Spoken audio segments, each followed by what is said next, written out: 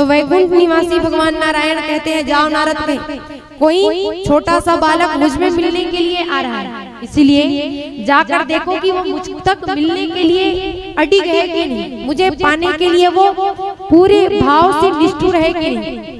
नारद जी वीणा बजाते हुए, हरि गुण गाते हुए सीधे चले आते हैं जिस वन में ध्रुव जी महाराज बैठे थे। आकर के बैठे हैं, भाई कह दिए थे कि जाओ वन में जाकर के भगवान मिल जाएंगे, लेकिन किसी मंत्र ना आए, ना तप आए, ना गुरु ने अभी तक मंत्र दिए, और बिना गुरु के भवसागर पार नहीं हो सकते, बिना गुरु के ज्ञान की प्रविष्टि नहीं होती, बिना गुरु के भागवत जी की प्राप्ति भी नहीं होती। और अगर भागवत जी आपके जीवन में आ भी गए तो भगवान नहीं मिल सकते। भगवान को अपने जीवन में लाना है तो उसके लिए सबसे प्रमुख है एक गुरु का होना।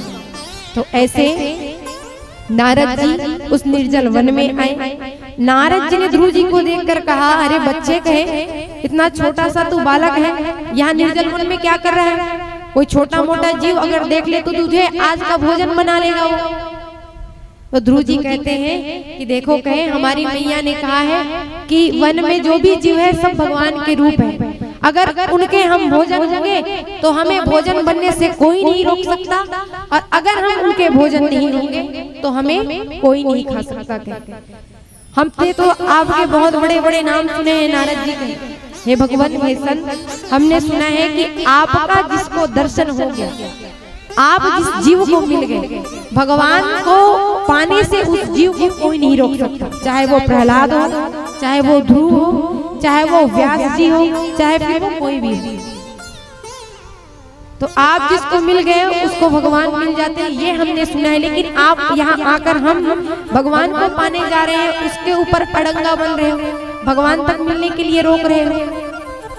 जब जैसे उनके सुंदर भावों को नारद जी ने श्रवण किया तो उनके मन में आए कि ये भगवान तक जाने के लिए सजग है, कि इसको भगवान तक जाना चाहिए। लेकिन हमने कहा ना, भगवान तक जाना है तो सबसे पहले जीवन में जरूरी है एक गुरु कृपा की, और बिना गुरु के ज्ञान प्राप्त नहीं होते। तो ध्रुव जी से पूछा, क्या तुमने अपने जीवन में गुरु बनाया है? आपने अपने जीवन में गुरु बनाया है कि नहीं? गुरु का आश्रय लिया है कि नहीं? कौन कौन लिए? जरा हाथ उठाना। गुरु बनाए नहीं सभी, और जिसने नहीं बनाया है आप सभी से अनुरोध कि देखो भगवत जी की, भगवान की गाथा को श्रवण कर रहे हैं। भगवान की गाथा को गुरु के आश्रय के बिना अगर सुनी जाए तो वो एक रूप से क्रिया तो वैसी ही सही है, लेकिन सुनने की प्रवृत्ति अलग हो जाती है। तो जीवन में गुरु बनाना बहुत जरूरी है। जिसने नहीं बनाए हो प्रयास करो जल्दी ही अपने जीवन में गुरु लाओ। और गुरु का मतलब ये नहीं है कि गुरु को आप कहीं भी ढूंढते रहो।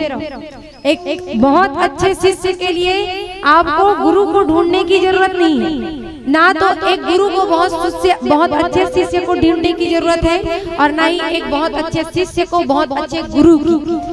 समय ऐसा आता है कि स्वयं भगवान चल करके उस अच्छे शिष्य को अच्छे गुरु की प्राप्ति कराते हैं, और केवल उसके रूप को, उसके रंग को देख करके अगर आपने किसी को गुरु बना भी लिया तो ऐसे में कल्याण नहीं हो सकता। जब तक के अपने हृदय में शिष्य की भावना नहीं लाओ, अच्छे गुरु की प्राप्ति नहीं हो सकती। मार्केट में जाकर के गुरु को खोजने भिड़ो तो हजारों मिल जाएंगे, लेकिन गुरु की प्रतिक्रिया क्या होनी चाहिए कि जिसके ललाट को देख करके आपके मन में भगवान को पाने की लालसा उत्पन्न हो, वो गुरु है। और जिसको देख करके केवल माया, केवल मोह, केवल परिवार उत्पन्न हो तो वो सही नहीं है। और गुरु को बनाने के बाद भी अगर आपने अपने जीवन में परिवर्तन नहीं लाया तो गुरु बनाने के बाद भी आपके जीवन का कल्याण नहीं हो सकता भैया।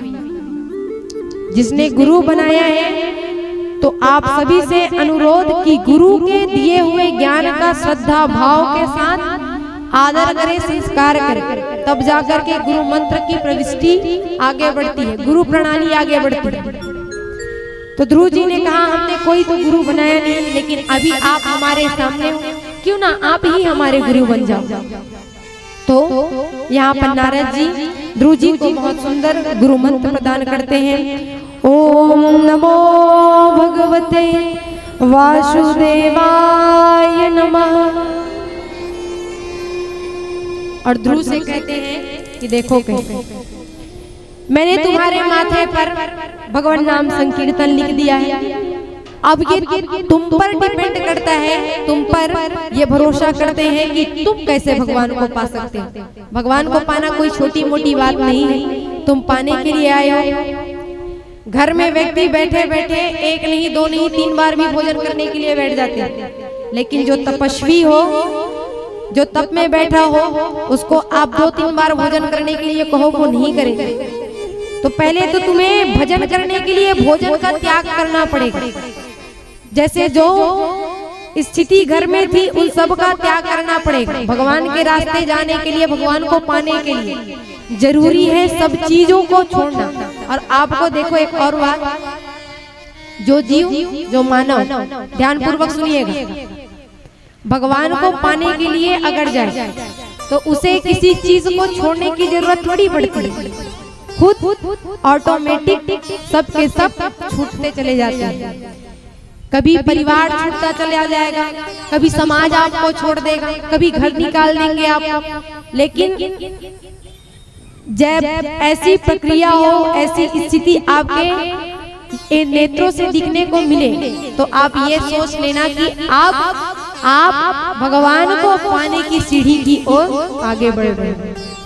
भगवान को पाने वाले परिवार को भी रखें, भगवान को भी रखें, तो देखो दोनों एक साथ कभी नहीं हो सकते। एक तो राम ही हो सकते हैं और एक तो माया।